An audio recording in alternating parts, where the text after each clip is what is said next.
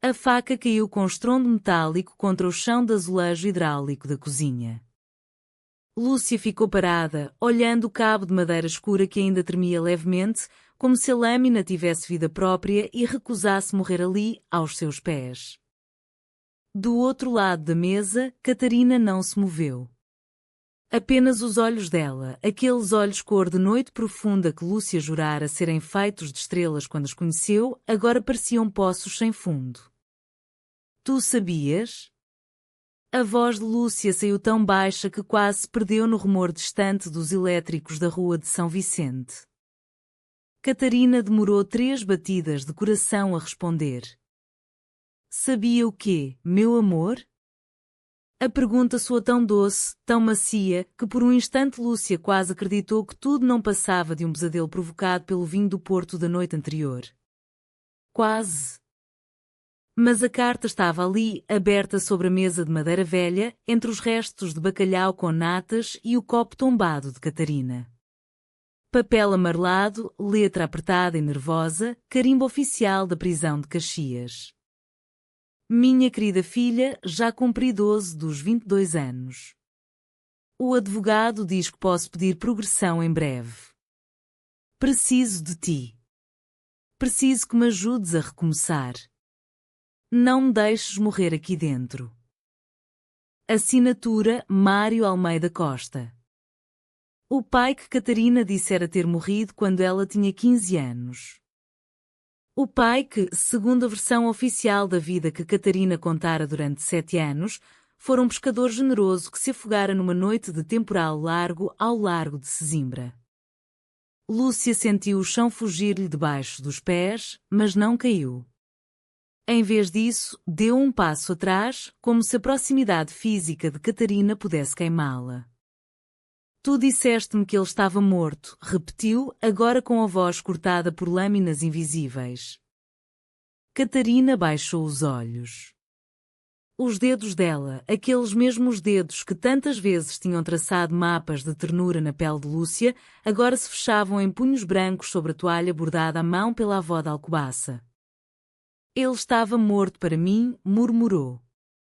Era mais fácil assim. Mais fácil? Lúcia riu, um riso seco e quebradiço que lhe rasgou a garganta. 7 anos, Catarina. 7 anos de promessas, de planos, de vamos comprar uma casa em Óbidos, de vamos envelhecer juntas a ver o Tejo. E tu escondias-me um assassino? A palavra caiu como uma pedra num lago quieto. Catarina ergueu finalmente o rosto. Havia lágrimas, mas não eram lágrimas de arrependimento. Eram lágrimas de quem sabe que a verdade, quando chega, não pede licença para destruir. Ele matou um homem em 2001. Discussão de bar. Uma navalha. Um segundo de raiva. 22 anos de cadeia. Eu tinha 15 anos. Eu vi tudo da janela do primeiro andar. Vi o sangue. Vi o meu pai chorar como criança enquanto a polícia o levava. Depois disso, eu decidi que ele tinha morrido. Era a única maneira de continuar a respirar. Lúcia sentiu o coração bater tão forte que doía fisicamente. E eu? Perguntou quase num sussurro. Onde é que eu entro nessa história que tu escreveste sozinha? Catarina abriu a boca, fechou-a de novo. Pela primeira vez em 7 anos, Lúcia viu medo genuíno nos olhos da mulher que amava mais do que a própria vida. Tu eras a parte bonita, disse Catarina por fim, a voz tremendo. A parte que eu não queria sujar. Lúcia virou-se e saiu da cozinha sem dizer mais nada. A porta da rua fechou-se com um clique suave, quase delicado. Lá fora, Lisboa respirava o Natal de 2025, cheira castanhas assadas, canções de Natal em castelhano misturadas com fado em sordina, luzes douradas penduradas nos elétricos amarelos. E Lúcia caminhava sem destino, com as mãos metidas nos bolsos do casaco de lã, sentindo o frio entrar-lhe pelos ossos, mas não tanto como o frio que agora habitava dentro dela. Lúcia passou a primeira noite no pequeno apartamento de Mariana, em Alfama, mesmo por cima da tasca onde o Zé cantava fado quando os turistas já iam embora. Mariana não fez perguntas. Apenas abriu a porta, entregou-lhe uma chávena de chá de camomila com um dedo de aguardente e disse: "Dorme no sofá-cama. Amanhã falamos. Ou não falamos. Tu decides." Lúcia não dormiu. Ficou sentada no chão, de costas contra a parede, a olhar a luz da rua que entrava pelas persianas mal fechadas e desenhava grades de sombra no rosto dela. Pensava nas pequenas mentiras que aceitara ao longo dos anos porque eram doces. Catarina nunca falava dos pais. "Não vale a pena", dizia. "São velhas histórias." Catarina nunca queria ir a Sesimbra, a terra onde dizia ter nascido. Demasiadas memórias tristes. Catarina mudava sempre de assunto quando Lúcia perguntava pelo apelido do pai. "Costa é um apelido tão comum, amor. Não tem graça nenhuma." Cada recusa, que antes parecera apenas reserva, agora revelava-se uma muralha cuidadosamente construída.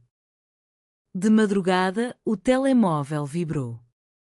Mensagem de Catarina: "Não me deixes, Lúcia. Por favor. Eu conto tudo. Tudo mesmo. Só não me deixes." Lúcia leu a mensagem 17 vezes. Depois apagou-a. Mas não bloqueou o número. Não conseguia. 2 dias depois, voltou a casa.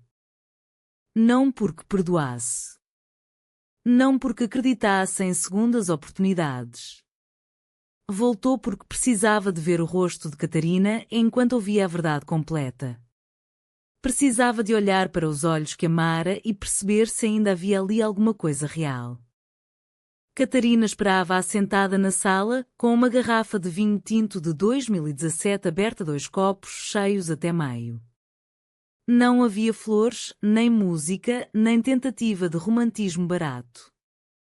Apenas 2 mulheres exaustas e uma garrafa que sabia a adega e a desespero. "O nome dele é Mário Almeida Costa", começou Catarina sem preâmbulos. Nasceu em Sesimbra em 1968. Pescador. Bebia muito. Quando bebia, batia na minha mãe. Eu tinha 8 anos quando comecei a esconder-me debaixo da cama quando ouvi a chave na porta. Lúcia não interrompeu. Apenas ouvia. Em 2001 ele matou um homem numa rixa. Não foi premeditado. Foi estúpido. Foi horrível. Foi definitivo. A minha mãe nunca mais falou com ele. Mudou de nome, mudou de cidade, mudou de vida. Eu fui com ela. Assumi o apelido dela, Mendes. Catarina Mendes. O nome que te dei quando nos conhecemos. Catarina bebeu um gole longo. O líquido escuro tremia-lhe na mão. Durante anos eu sonhei que ele morria na prisão. Depois comecei a desejar que ele vivesse para sempre lá dentro, para nunca ter de o enfrentar. E então apareceste tu. Lúcia sentiu um nó na garganta. Eu queria tanto ser outra pessoa contigo, continuou Catarina. Queria ser a Catarina que tu merecias. Sem passado. Sem sangue. Sem vergonha. Mas o sangue estava lá, disse Lúcia, por fim. Sempre esteve. Sim. E eu menti-te todos os dias durante 7 anos. Não por maldade. Por cobardia. Silêncio. Um silêncio tão denso que parecia ocupar todo o espaço da sala pequena, com os seus livros empilhados, as plantas murchas da janela e o cheiro a saudade que as casas antigas de Lisboa guardam nas paredes. Eu amo-te, disse Catarina, e a frase soou como uma confissão num confessionário vazio. Mesmo sabendo que talvez já não baste. Lúcia fechou os olhos. E nenhuma dessas vontades se entendia com as outras. Decidiram ir a Sesimbra. Não foi um pedido romântico. Não houve velas nem juras de amor eterno. Foi uma necessidade quase clínica, olhar o lugar onde tudo começara e onde tudo, talvez, pudesse terminar. Partiram numa manhã de janeiro, céu cinzento, mar de chumbo. O carro pequeno de Lúcia cheirava a café frio e a perfume antigo de Catarina. Nenhuma das duas falava muito. Apenas o rádio em volume baixo, cantando um fado de Amália que parecia escrito para elas. Quando chegaram à vila, o vento salgado bateu-lhes no rosto como um tapa.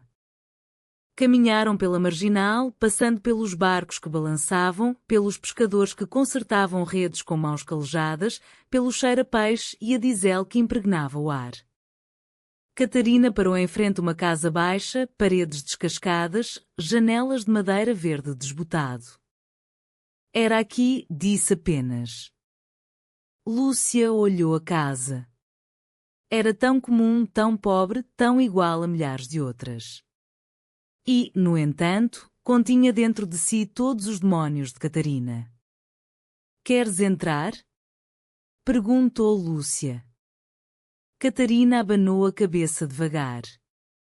Não. Só precisava de a ver. De confirmar que ainda existe. Que não foi um sonho mau.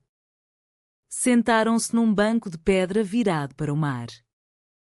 O silêncio entre elas já não era hostil. Era triste. Era pesado. Era humano. Sabes o que mais me dói? Perguntou Catarina, por fim. Não é o que ele fez. É o que eu fiz contigo. Roubei-te 7 anos de verdade.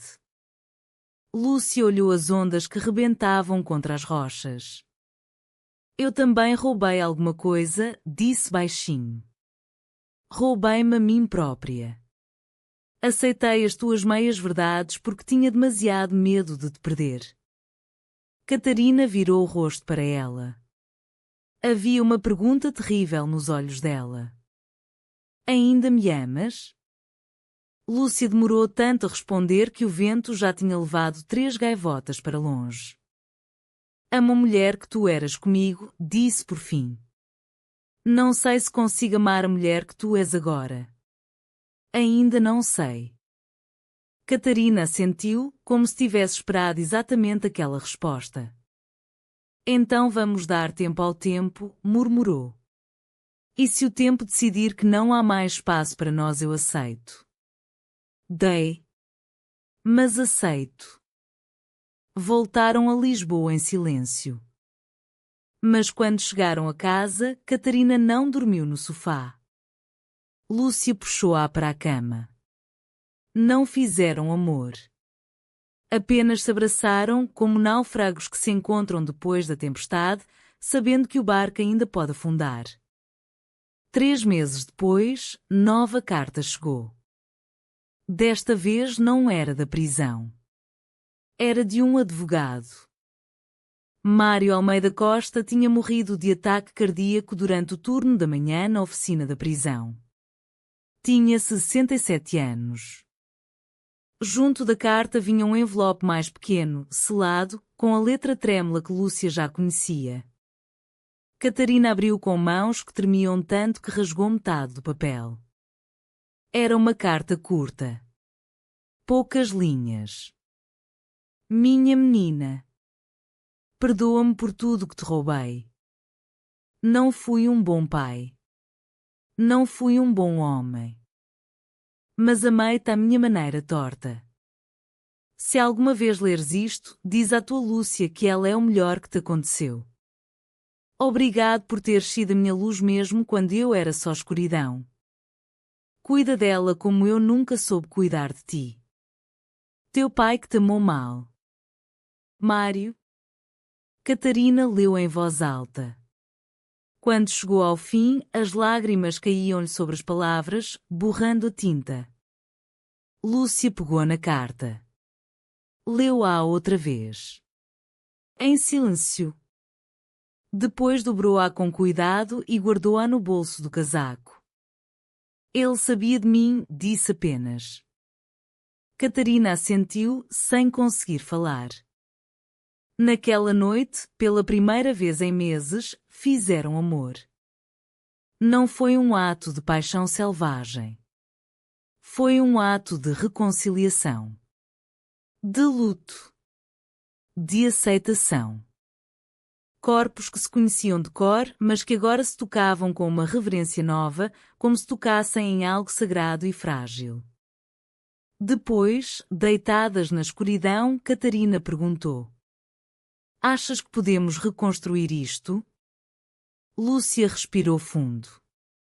O cheiro da pele de Catarina, o cheiro do mar que ainda traziam de Sesimbra, o cheiro delas, as duas misturado. Não reconstruir, respondeu. Construir outra coisa. Mais verdadeira. Mais dura. Mais nossa. Catarina apertou a mão dela com força. Então vamos tentar, sussurrou. E pela primeira vez em muito tempo, nenhuma das duas sentiu que estava a mentir. O ano de 2026 chegou tímido, quase envergonhado.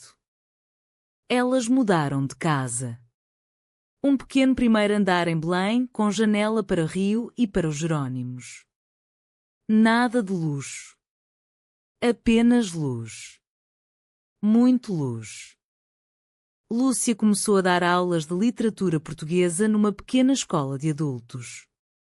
Catarina abriu uma pequena loja de cerâmica artesanal na Lisboa Factory. Vendia peças que faziam lembrar o mar de Sesimbra, mas nunca o dizia em voz alta. Não falavam muito do passado.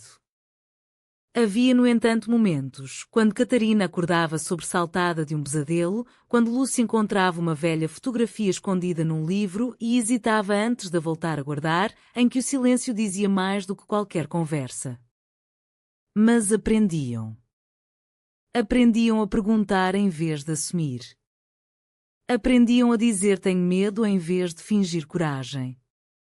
Aprendiam que o amor verdadeiro, às vezes nasce das ruínas e não das fundações perfeitas.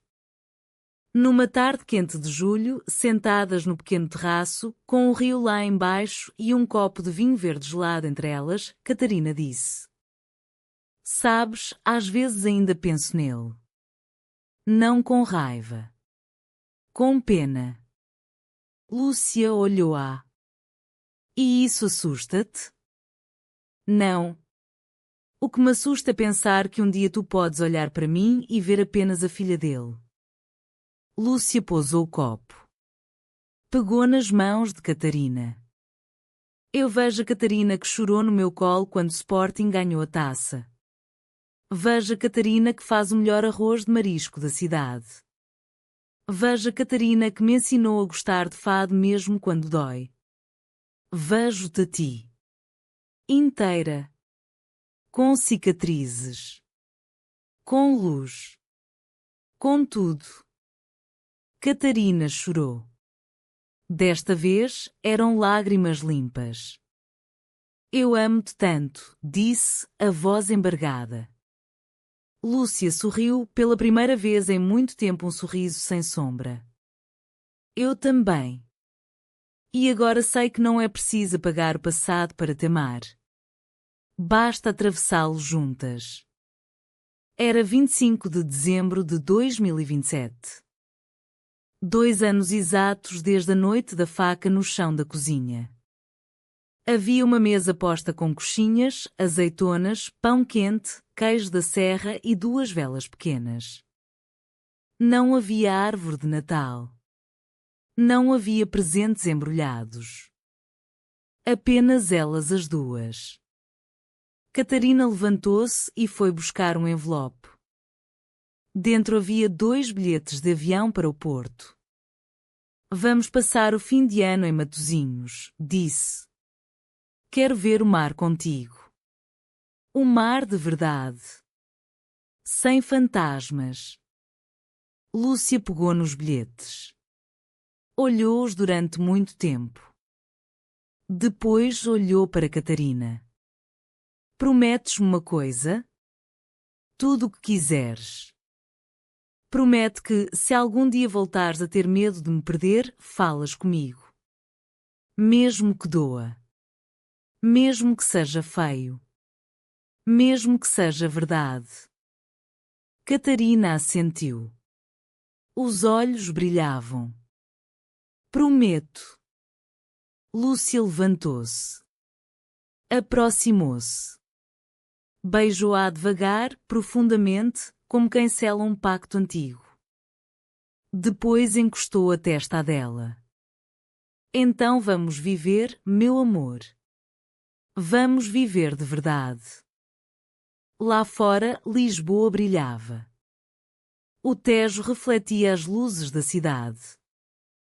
E dentro daquela casa pequena, duas mulheres que tinham sobrevivido ao pior tipo de tempestade começavam, finalmente, a aprender o que era amar sem máscaras, sem mentiras, sem medo do que o outro pudesse descobrir. Não era perfeito. Nunca seria. Mas era real. E, para elas, isso bastava.